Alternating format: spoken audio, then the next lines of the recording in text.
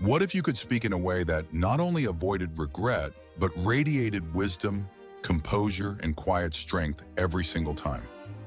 That's exactly what we're exploring today. 6 things an intelligent person never says, rooted deeply in the Stoic belief that your words are not just noise, they're your legacy.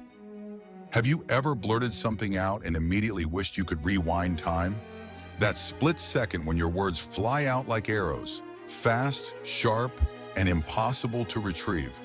We've all felt it, but imagine if you could train yourself to master speech so precisely that every word you utter reflects wisdom, restraint, and strength of character. That's the journey we're beginning today. We're diving into 6 things an intelligent person never says, each inspired by the ancient teachings of Stoicism. Because to the Stoics, words were never just tools for communication. They were mirrors of the soul. Every phrase you speak shapes not only how others see you, but how you view yourself. From avoiding hollow bragging to embracing the strength found in silence, these habits can completely transform your presence in conversations, whether at work, with friends, or even in that quiet internal dialogue with yourself. And the best part? These aren't abstract ideas, they're practical, timeless principles that you can apply immediately. Let's begin with the first one. Number 1, avoid boasting about knowledge. Have you ever met someone who simply couldn't stop talking about how much they know? The books they've read, the lessons they've learned, the accomplishments they've piled up like trophies? At first, their intelligence might impress you, but over time, something shifts. Their words begin to feel less like a gift and more like a performance, not because their knowledge lacks value, but because the way they present it overshadows everyone else. Stoic philosophy urges us to avoid this trap. Marcus Aurelius once wrote, "Nature does not boast about what it creates, and neither should we." It's a quiet but powerful reminder. True wisdom speaks for itself. It doesn't shout. Let me tell you a story. I once knew a man named John, a tech expert, brilliant in every sense. He was the kind of person who could solve problems in minutes that took others hours. But there was one issue. In every meeting, every gathering, he felt the need to be seen as the smartest person in the room. He'd talk about the cutting-edge projects he was involved in, the awards he'd received, even the obscure technologies he'd mastered. At first, people listened. Some even admired him. But slowly, that admiration gave way to distance. People began to avoid deeper conversations with him. Not because he wasn't intelligent, but because he turned every dialogue into a monologue. Then came a wake-up call. One day, a colleague told him, gently but firmly, that while his knowledge was impressive, his delivery was exhausting. That moment hit John hard. For the first time, he realized that in his effort to impress, he'd alienated the very people he wanted to connect with. This happens more often than we admit. When we feel compelled to share what we know, it's crucial to ask, why am I saying this? Is it to contribute, to help, or is it to seek validation? Boasting not only diminishes the impact of your words, it creates a wall between you and the listener. It turns sharing into comparing and learning into posturing. So what does Stoicism suggest instead? First, let your actions do the talking. If you genuinely know something, it will naturally shine through in how you solve problems and support others. Second, practice humility, not as a weakness, but as a strength. Humility isn't pretending you don't know. It's allowing others to discover your depth through real interaction. Third, and perhaps most powerfully, listen. Listening is more than just staying quiet. It's an act of presence. It signals that you value what others have to say. It invites connection. In fact, many Stoics, including Epictetus, considered silence a virtue. As he put it, we have 2 ears and 1 mouth so that we can listen twice as much as we speak. John slowly embraced this shift. He began speaking less about himself and asking more thoughtful questions. He leaned into the ideas of others and contributed only when it truly added value. Something beautiful happened. People began seeking him out, not because he made himself the center of attention, but because he had become a source of wisdom, humility, and collaboration. Avoiding boastful talk doesn't mean hiding your talents. It means offering them in a way that lifts others, not yourself. Stoic philosophy teaches us that every word is a reflection of our inner world. When you choose modesty over self-promotion, when you replace ego with empathy, you not only grow personally, but you inspire growth in those around you. So ask yourself, what story do your words tell about who you are? Because in the end, the way you speak becomes the way you are remembered. Number 2, never dismiss others' opinions. Have you ever been in a conversation where someone dismissed your idea before you even had the chance to explain it? That moment, when your words are cut short, when your thoughts are waved away as irrelevant, can feel like a punch to the gut. It's not just disheartening, it's destabilizing. You start to wonder, is what I'm saying not important? Am I being naive? I know that feeling all too well, but not because it happened to me, rather because I was the one who caused it. Early in my leadership journey at work, I prided myself on making quick, confident decisions. I believed that decisiveness was the mark of a strong leader. During one particular team meeting, a colleague offered a suggestion to improve our workflow. Without even taking a full second to consider it, I cut in and dismissed it as unrealistic. I thought I was saving the team time by shutting down an idea I believed wouldn't work. But what I didn't notice was far more telling: the silence that followed, the uncomfortable glances exchanged around the room, the way the conversation dimmed, and how no one seemed willing to suggest anything else after that. Later that day, a trusted colleague approached me and said gently, "Maybe you should have let her finish. It wasn't such a bad idea after all." That comment hit me like a bolt of lightning. I realized in that moment, I hadn't just dismissed one idea. I had accidentally sent a message to the entire team that their voices didn't matter unless I agreed with them. My arrogance had created a subtle but powerful wall of hesitation. I had not only lost a potentially useful suggestion, but I had begun to erode the culture of openness I thought I was fostering. Stoic philosophy offers a clear lesson here. True wisdom doesn't come from knowing, it comes from being willing to learn. Marcus Aurelius wrote, "You cannot learn what you think you already know." When we dismiss others' ideas without real consideration, we're not just closing the door on creativity, we're closing the door on growth, connection, and trust. From that point on, I made a conscious decision to approach conversations differently. In future meetings, I practiced pausing before reacting. I reminded myself, listening doesn't mean agreement, it means respect. It means giving ideas space to breathe before deciding their value. And something unexpected happened. The more I listened, the more my team began to speak. People who had once remained silent started contributing. Ideas that I might have previously overlooked began to spark real change. We discovered creative breakthroughs I never would have imagined alone. All because I chose to listen, curiously, not critically. Here's a simple shift in mindset that helped me. Instead of asking, "How do I respond to this?" ask, "What can I learn from this?" Even if an idea seems flawed, it often carries a kernel of truth, or at the very least, a valuable perspective. And even if it doesn't lead to a solution, it gives you insight into how someone else sees the problem. That insight is never wasted. The second key principle is humility. Stoicism teaches us that we are not the center of the universe. Dismissing someone's opinion, especially without truly hearing it, is an act of intellectual ego. It says, "Only I hold the truth." But the reality is, no one does, not fully. Wisdom is a mosaic made up of many fragments, each contributed by different minds and different experiences. Once I embraced that, our meetings changed. I stopped talking the most and started asking the most. I invited everyone, especially the quietest voices, to share their thoughts. And something powerful emerged: trust. Not just trust in me, but trust among team members. We built a culture where it was safe to share, to challenge, and to create. I learned something humbling but liberating. Everyone I work with has something to teach me. Every person sees the world through a lens I may never fully understand. But by listening, I get a glimpse of their truth. In the end, refusing to dismiss others' opinions isn't just about being polite. It's a strategy.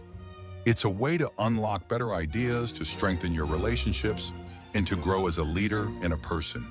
Because when people feel heard, they don't just bring their ideas, they bring their best selves. As the Stoics remind us, wisdom isn't about being right.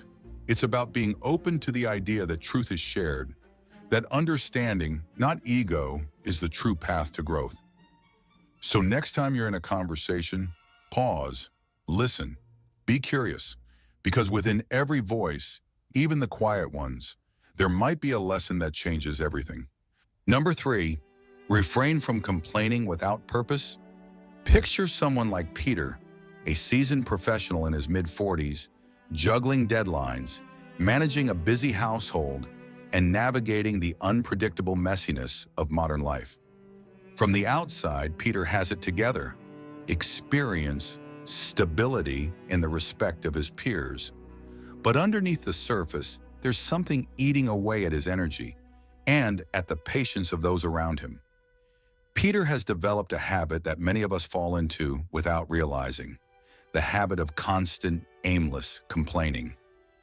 Whether it's the inefficiency of his coworkers, the traffic during his morning commute, or how the office coffee machine is always mysteriously broken, Peter always has something to gripe about. His grievances are endless, like a slow, steady drip that never stops. At first, his colleagues listened with empathy, offering practical advice, and even trying to help him troubleshoot some of the issues. But as days turned into weeks, and weeks into months, something changed. Conversations with Peter became exhausting. His negativity felt like a fog that clouded every room he entered. People began to keep their distance, not because they didn't care, but because they couldn't take the emotional drain. His words weren't cries for help anymore.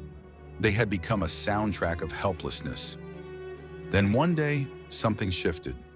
During a lunch break, a friend turned to Peter and asked a simple yet profound question. "Peter, I get it. You're frustrated. But what are you actually doing to fix any of this?" The words hit Peter like a brick wall. He sat there speechless. In that moment, he realized he hadn't been seeking change. He'd been feeding a habit of venting without direction. And worse, it wasn't just hurting his relationships, it was cementing a mindset of powerlessness within himself. This is a trap many of us fall into. Venting becomes a routine, a way to temporarily release pressure, but without reflection or resolution, it just deepens our frustration. And those around us? They feel it too. It weighs on them. Stoic philosophy offers a clear and powerful antidote to this behavior. Focus on what you can control, release what you cannot. Marcus Aurelius, the Roman emperor and one of Stoicism's greatest minds, put it plainly: you have power over your mind, not outside events. Realize this, and you will find strength. Complaining about things that lie beyond our control, traffic, the weather, how someone else chooses to behave, only fuels a sense of helplessness. It keeps us trapped in a cycle where problems grow, but solutions remain invisible. Now let's be clear, not all complaints are bad. Some complaints, when anchored in purpose, can ignite change. They can highlight real problems that deserve attention. But without direction, they become background noise, draining energy, fostering negativity, and solving absolutely nothing. Think about it. Complaining about traffic won't clear the road. Ranting about your boss won't improve your performance. Grumbling about the weather won't stop the rain. Intelligent people understand this distinction. Instead of feeding frustration, they redirect that energy. They choose action over pity, focus over noise. So how do we escape the grip of pointless complaining? Start with a simple but powerful question. What can I do about this? If there's something you can change, do it. If there's nothing you can do, release it. Redirect your energy.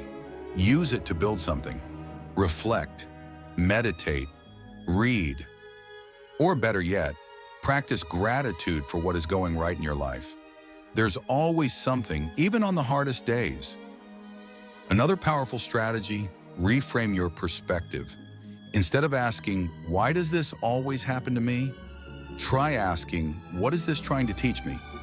This is Stoic wisdom in action.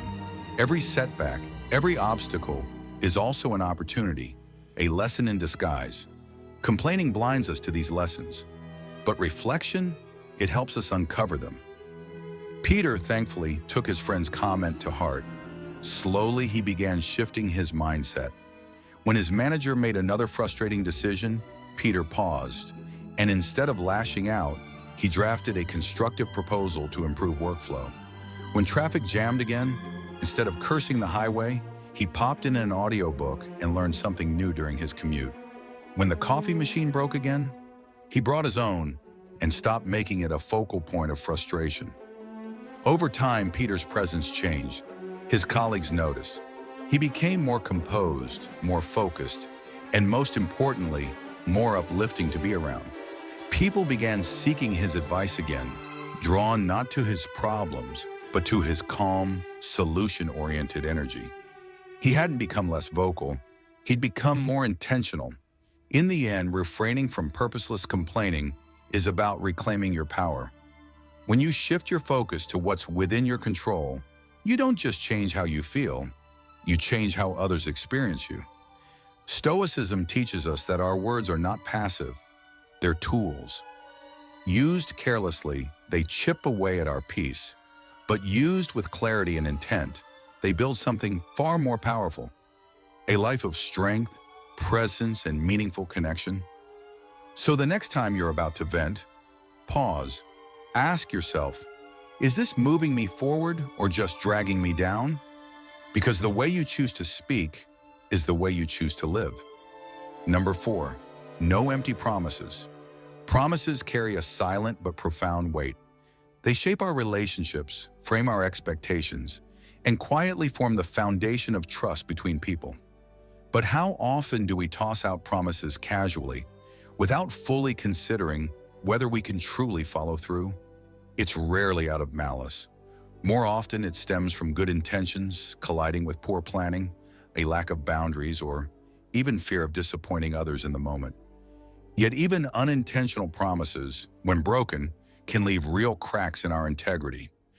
Stoic philosophy teaches us that words are not meant to impress. They're meant to align with action. It's not how much you say that builds your character. It's how faithfully you live up to what you've said. Let's consider the story of Greg. Greg was a well-meaning, respected professional in his early 50s, balancing a high-pressure career and a busy family life. He wanted to be dependable, both at work and at home. He often told his team, "I'll have the report reviewed by Monday," or assured his wife and children, "I'll be home for dinner tonight." The problem? He rarely followed through. At first, people understood. After all, Greg was clearly overwhelmed. But as the missed commitments piled up, so did the frustration. His team began to lose faith in his deadlines. His family grew tired of hearing, "I'm on my way," when they knew he wasn't. Eventually, his promises weren't heard with hope. They were met with doubt. Then came the moment that changed everything. One evening, after missing yet another family dinner, Greg came home to find a handwritten note from his teenage daughter on his desk. It said simply, "We just want you to mean it when you say it." That short sentence cut deeper than any lecture. It held up a mirror to Greg's good intentions and the unintentional hurt they were causing. He realized that his words, once received with warmth, now carried an undertone of disappointment. And that's when the truth hit him. A promise, when broken, becomes more than a missed task. It becomes a symbol of unreliability.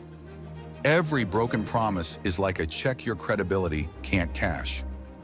Marcus Aurelius once advised, "Let your words be plain and true." To the Stoics, your word is your bond. A promise isn't just about making someone feel good in the moment.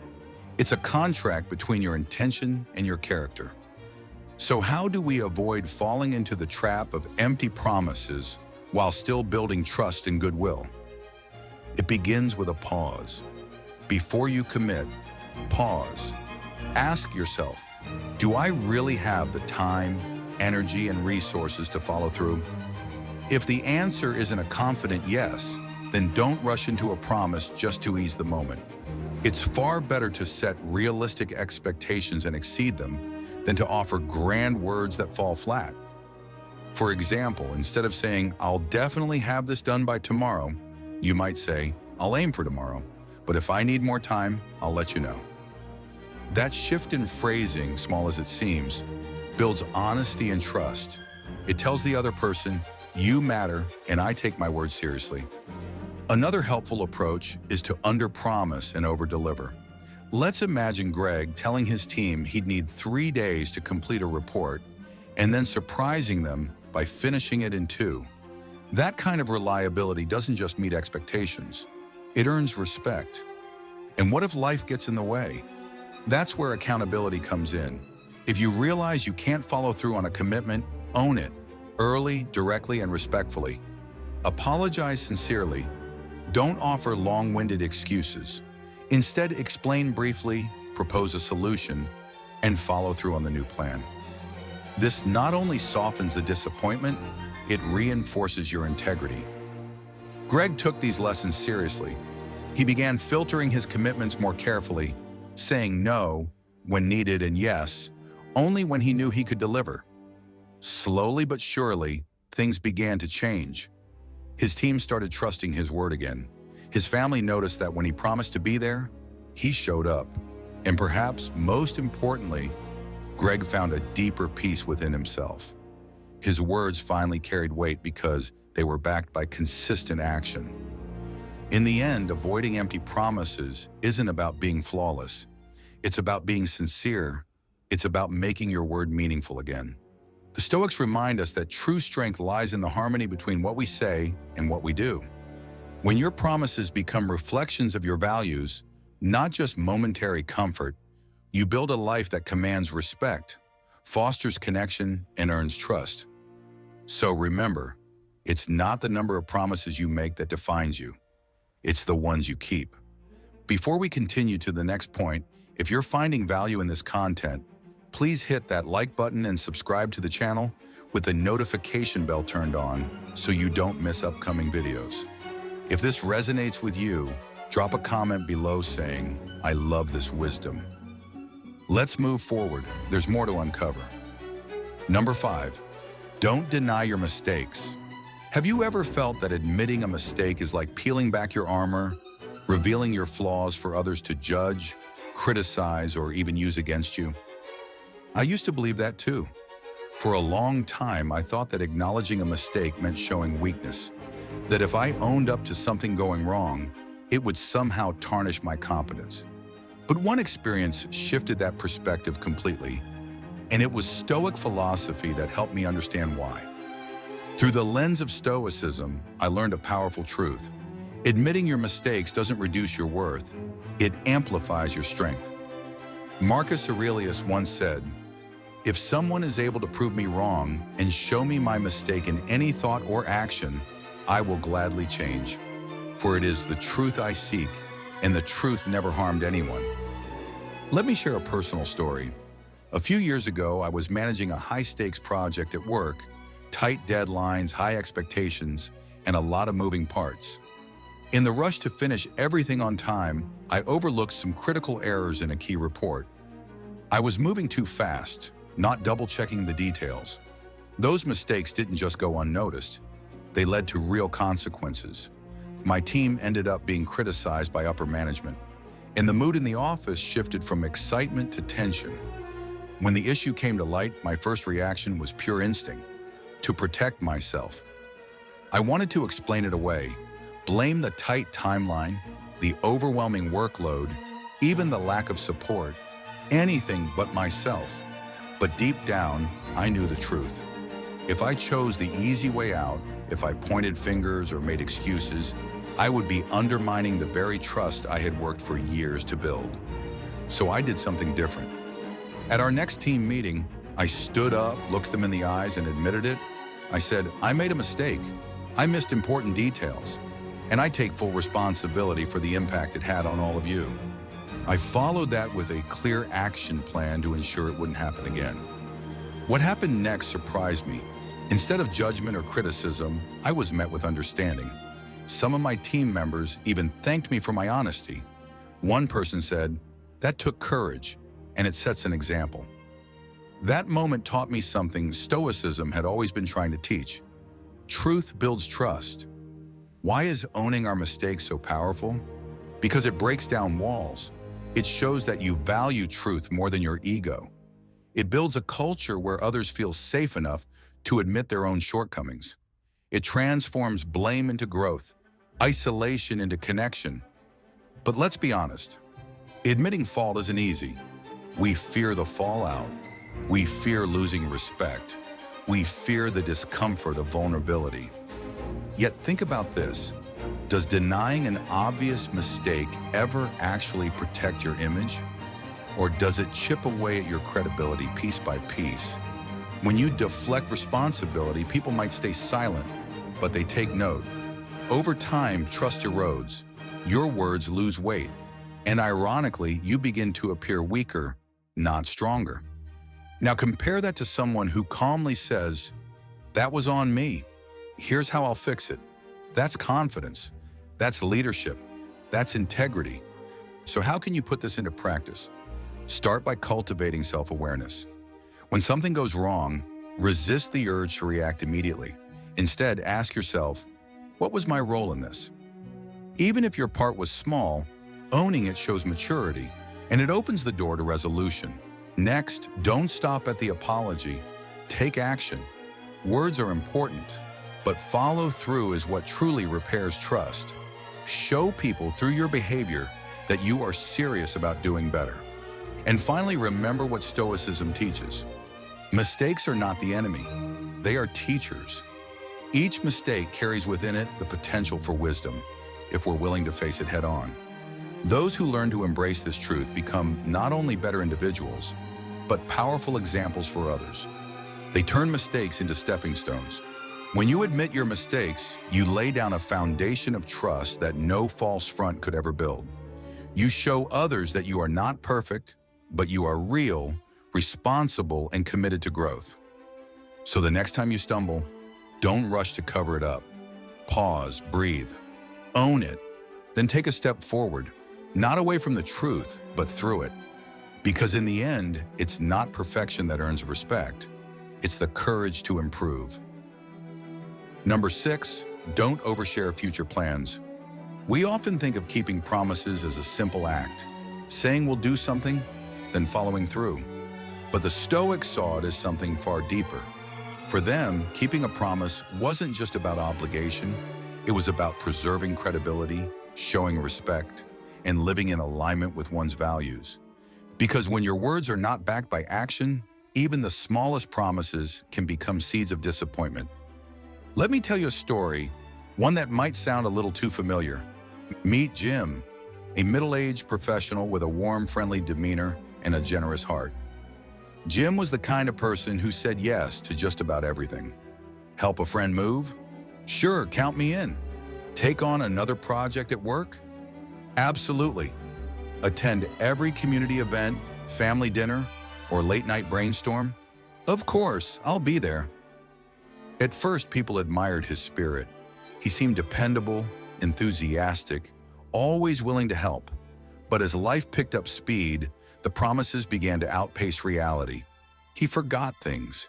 He double-booked himself. He said yes to events, then missed them completely. And then came the moment that made it all sink in.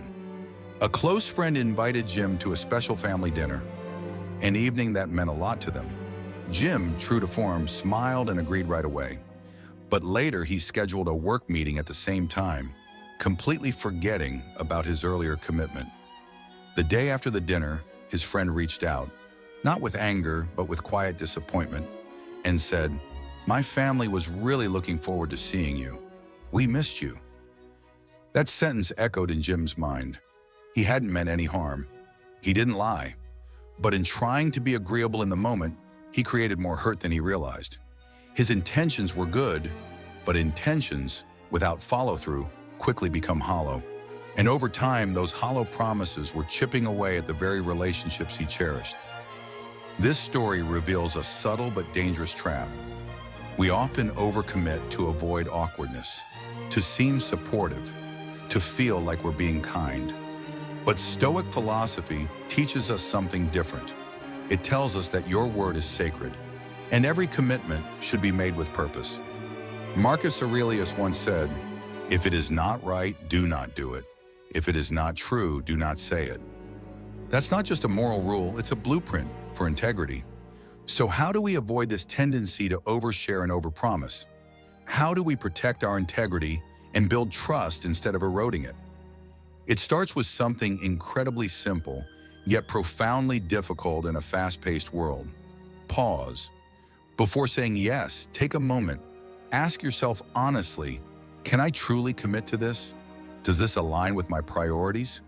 Will I have the energy and time to follow through?